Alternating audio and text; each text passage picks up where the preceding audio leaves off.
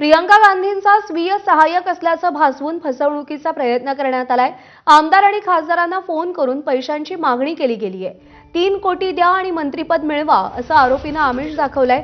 काँग्रेस आमदार विद्या बालकृष्णन यांच्याकडे 3 कोटींची मागणी करण्यात आली आहे। केरळमधील वायनाड कोझिकोड सायबर पोलिसात या प्रकरणी गुन्हा दाखल करण्यात आलाय।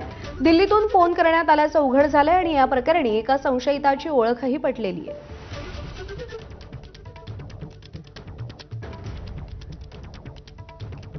प्रियंका गांधींचा स्वीय सहाय्यक असल्याचं सांगत आमदारांना फोन करण्यात आलेले आहेत।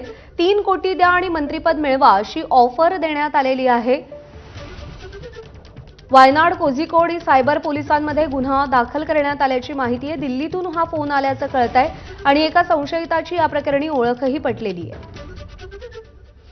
काँग्रेस आमदार विद्या बालकृष्णन यांच्याकडे 3 कोटींची मागणी करण्यात आलेली आहे। केरळमधील वायनाड आणि कोझिकोड सायबर पोलिसात गुन्हा दाखल झालाय। सोमेश कोलगे आपले प्रतिनिधी आपल्याला अधिक अपडेट देतील। सोमेश, हा सगळा स्कॅम कसा करण्यात आला आणि संशयिताची ओळख पटली आहे, त्याचं कनेक्शन काय? निश्चितच केरळमध्ये काँग्रेसचं सरकार आलेलं आहे आणि काँग्रेसच्या सरकारमध्ये मंत्री बनण्यासाठी म्हणून काही लोकांना एक तोतया पीएस म्हणजे personal secretary to Priyanka Gandhi अशा स्वरूपाची ओळख सांगून तो काही कोटी रुपये हे काही लोकांकडून गोळा करण्याचे प्रयत्न केले आणि त्या संदर्भामध्ये या व्यक्तीला अटक करण्यात आलेली आहे।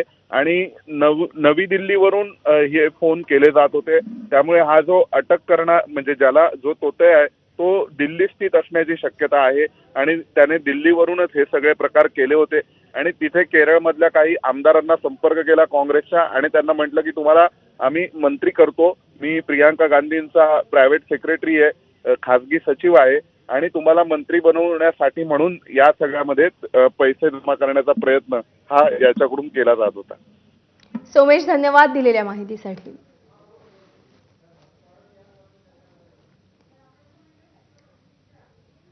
आणि यानंतर बातम्यांचा वेगवान आढावा आपण